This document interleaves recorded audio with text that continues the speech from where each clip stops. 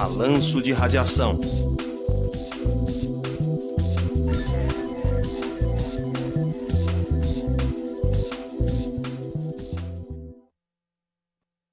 Balanço é a diferença entre a entrada e a saída de elementos de um sistema.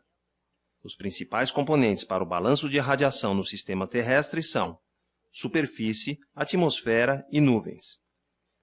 Quando a radiação solar entra no sistema climático da Terra, uma parte é absorvida pela superfície e outra parte é refletida de volta para o espaço. A radiação solar é um dos principais fatores que asseguram a vida na Terra. O Sol emite a energia necessária para praticamente toda a vida e os movimentos atmosféricos do nosso planeta. Quando a radiação solar atinge a Terra, ela é refletida, espalhada e absorvida. Em um solo coberto de vegetação, as folhas absorvem uma grande quantidade de radiação, impedindo a incidência direta na superfície. Entre a vegetação, parte da energia é consumida na evaporação, o que afeta significativamente o balanço de energia.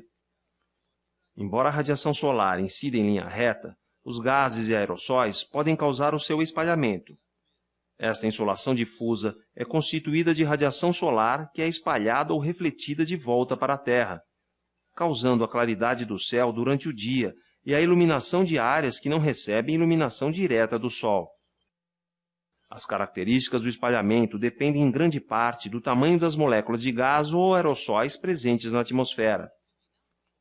Dentro da atmosfera, os topos das nuvens são os mais importantes refletores da radiação solar.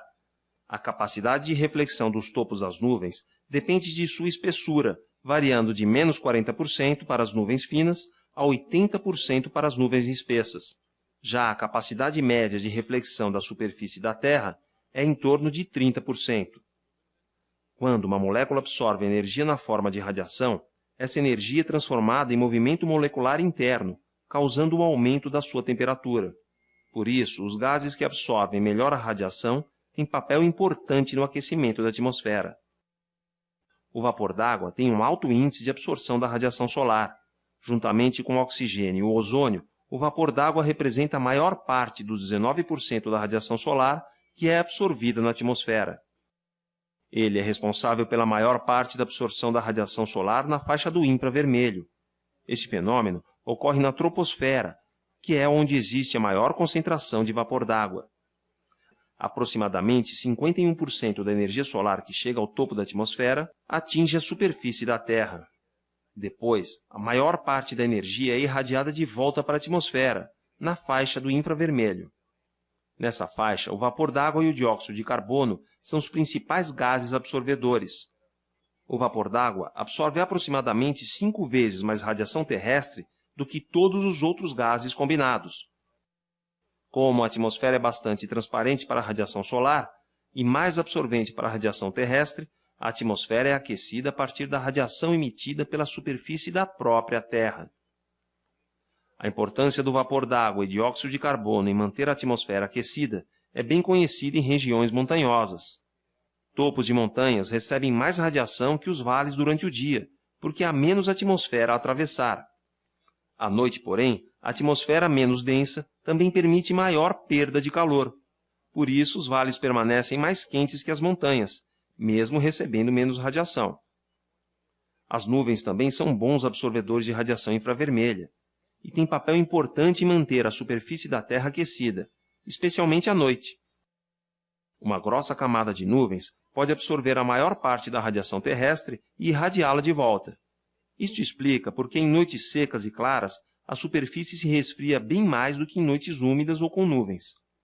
Mesmo uma cobertura fina, através da qual a Lua é visível, pode elevar a temperatura noturna em torno de 5 graus Celsius. Mas por que o céu é azul?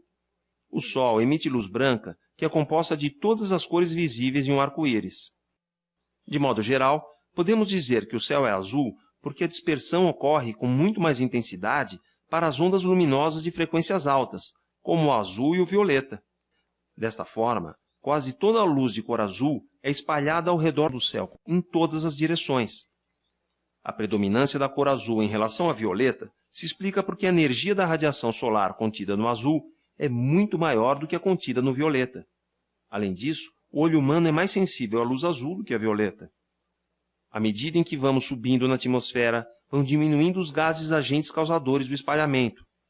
Nestes casos, o céu longe do disco solar vai gradualmente escurecendo, até tornar-se totalmente escuro. Por sua vez, o Sol aparece cada vez mais branco e brilhante. Mas por que o céu fica avermelhado ao nascer e ao pôr do Sol? Quando o Sol nasce ou se põe, ele aparentemente está mais próximo do horizonte. Nesses casos, a radiação solar percorre um caminho mais longo através das moléculas de ar e, portanto, mais luz azul e com menor comprimento de onda é espalhada, restando a radiação do extremo vermelho do espectro visível. Esse fenômeno se acentua em dias nos quais pequenas partículas de poeira ou fumaça estão presentes. E por que as nuvens são brancas? As nuvens são brancas pois a radiação incidente é espalhada igualmente em todos os comprimentos por partículas de um determinado tamanho, e a mistura de todos os comprimentos de onda do espectro visível resulta na cor branca. Partículas que compõem as nuvens e a maior parte dos aerossóis atmosféricos espalham a luz desta maneira. Por isso, as nuvens parecem brancas, e quando a atmosfera contém grande concentração de aerossóis, o céu inteiro aparece esbranquiçado.